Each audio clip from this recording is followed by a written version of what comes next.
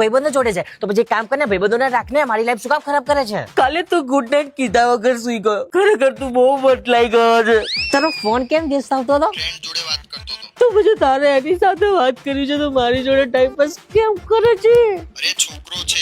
એટલે હું તાર છોકરીઓ જોડે વાત કરી છે એમ? તે તો મારી લાઈફ ખરાબ કરી નાખી છે. હું તો તારી સાથે મરવા જીવવાના સપના જોઈને બેઠી હતી અને તે મારી જોડે આવું કર્યું. તું મને લવ નથી કરતો, નથી જ કરતો.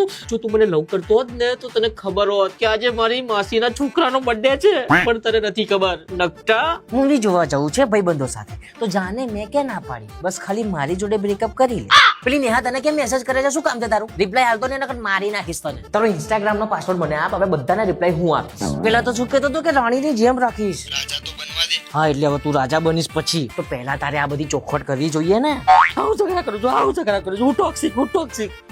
હું તમારી કેર કરું એટલે હું ટોક્સિક. બાબુ તમે કેમ મારી જોડે આવું કર્યું? કેમ નહીં યાર? ગયા મહિને જ્યારે આપણે ગાર્ડનમાં મળ્યા હતા ત્યારે 3:45 બપોરે પેલી છોકરી ગાર્ડનમાં આવી હતી ત્યારે તમે એની સામું જોયું તો 3 સેકન્ડ.